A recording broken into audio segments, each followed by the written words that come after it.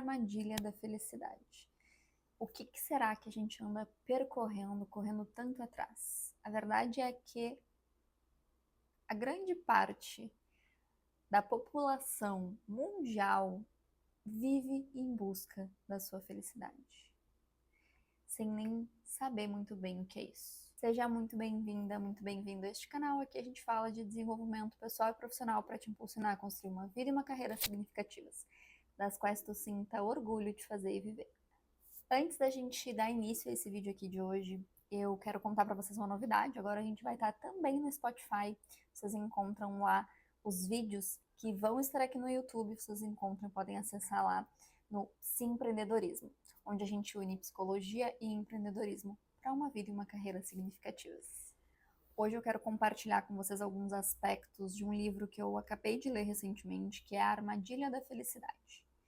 Eu quero trazer só alguns aspectos que eu vi no livro, mas também muito da minha visão frente ao que eu li, a minha interpretação dos fatos postos no livro. Esse livro ele é construído em cima da abordagem da ACT, que é a terapia de aceitação e compromisso, e ele traz muitas ferramentas, muitas dicas práticas mesmo para que a gente saia desse ciclo de ficar alimentando pensamentos, de ficar alimentando emoções negativas, mas não no sentido de negar eles, mas no sentido mesmo de observar e de não se prender a eles, de não ser fisgado por eles. Nós somos seres humanos e, sendo seres humanos, somos compostos por emoções positivas e emoções negativas. Tem inclusive um vídeo aqui no canal falando sobre isso, sobre como equilibrar na prática, né, no dia a dia, na rotina, ambas as emoções.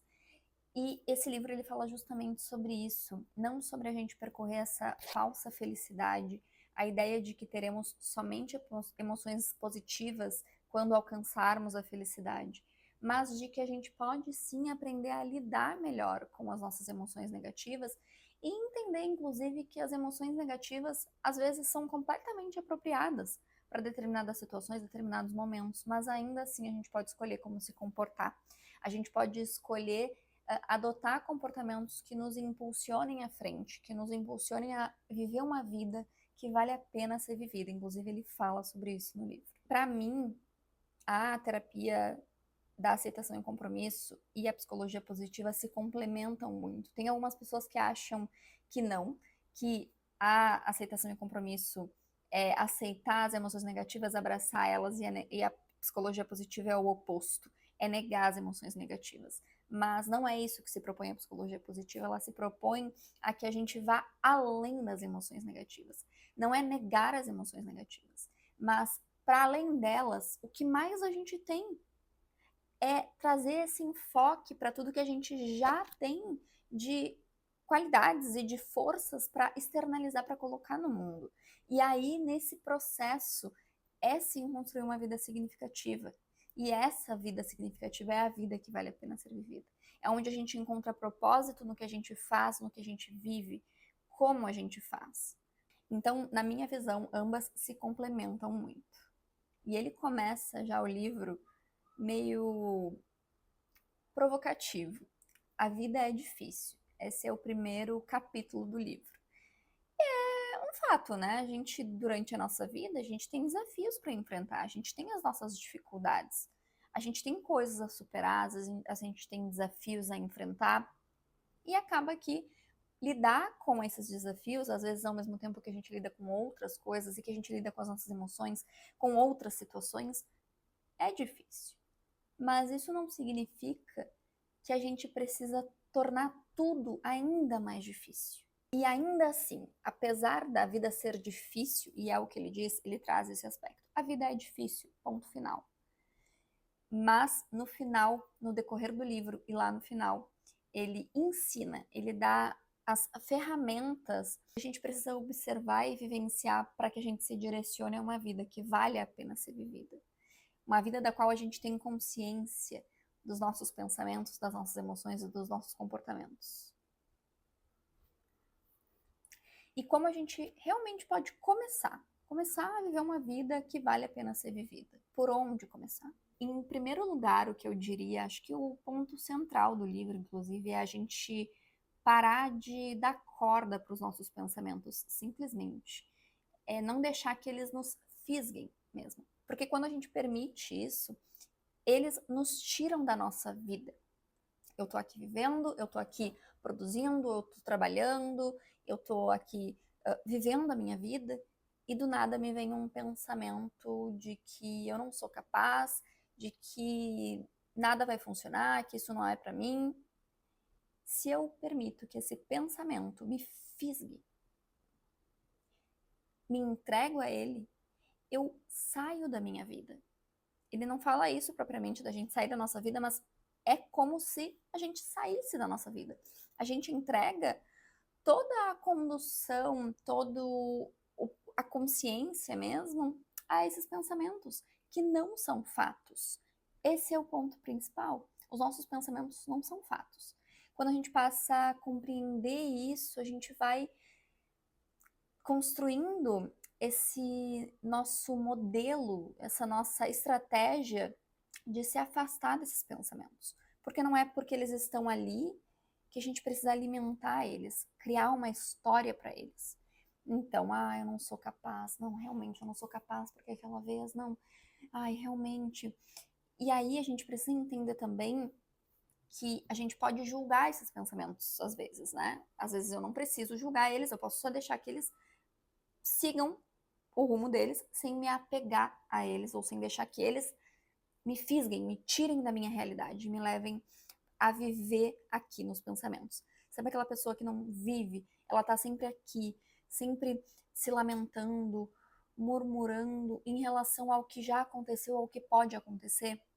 Então, é isso que acontece quando a gente permite que esses pensamentos nos fisguem. Mas o fato aqui, o que a gente precisa se atentar também, é que às vezes eu vou pensar que eu não sou boa o suficiente porque eu realmente não sou boa o suficiente. E aí eu preciso ter esse discernimento para entender.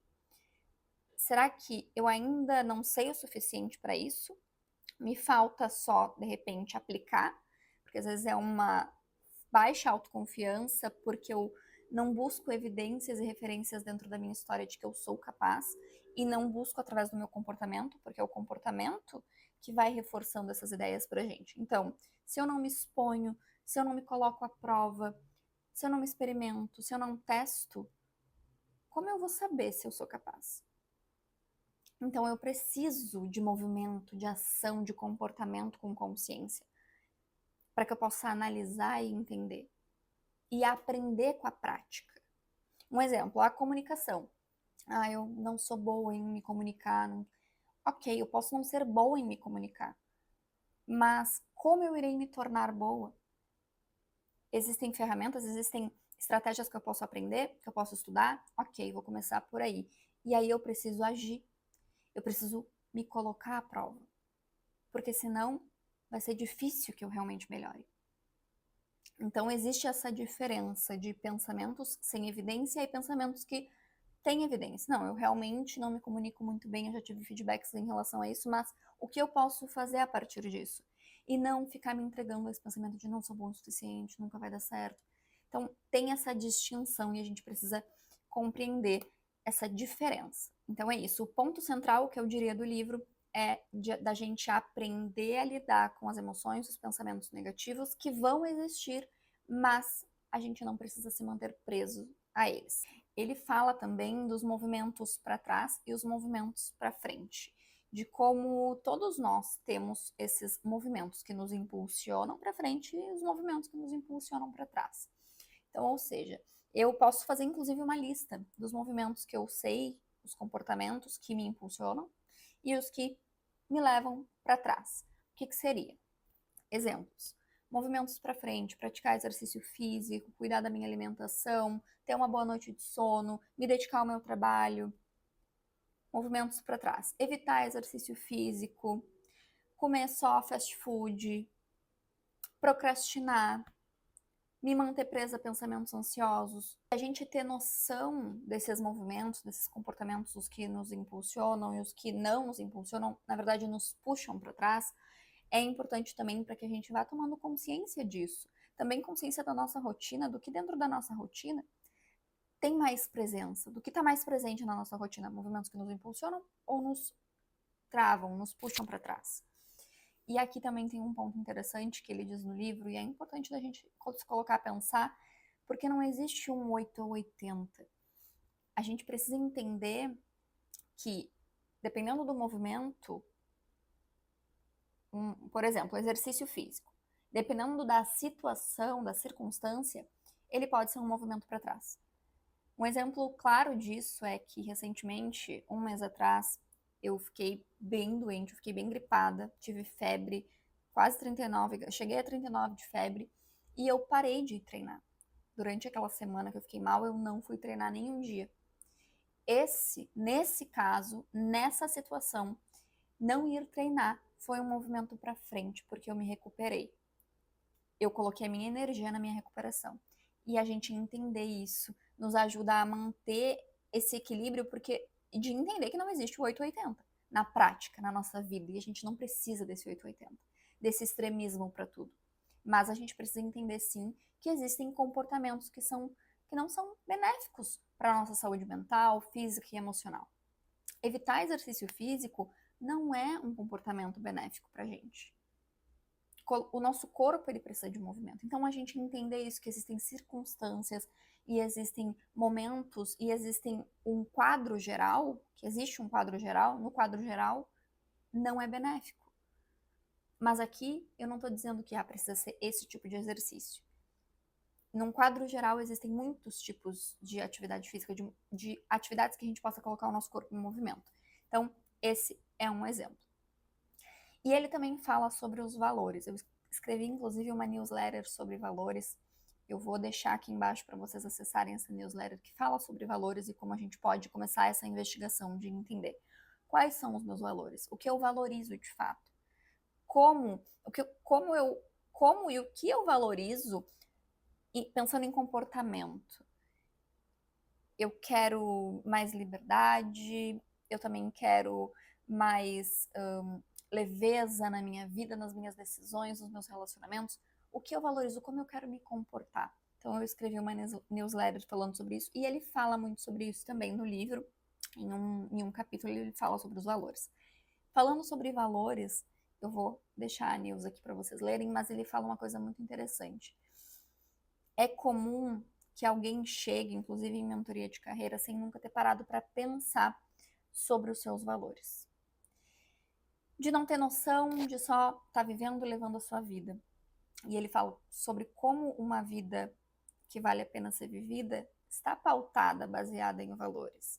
A gente precisa ter noção dos nossos valores para conduzir a nossa vida, as nossas decisões. É com base no quê? Para quê? O que a gente valoriza nas nossas relações, nas trocas. E aí, não ter noção disso não é um problema, mas como a gente descobre? Na grande maioria das vezes, vai ser experimentando. Então, vai ser experimentando, vivenciando, eu vou vivenciando mais esse valor.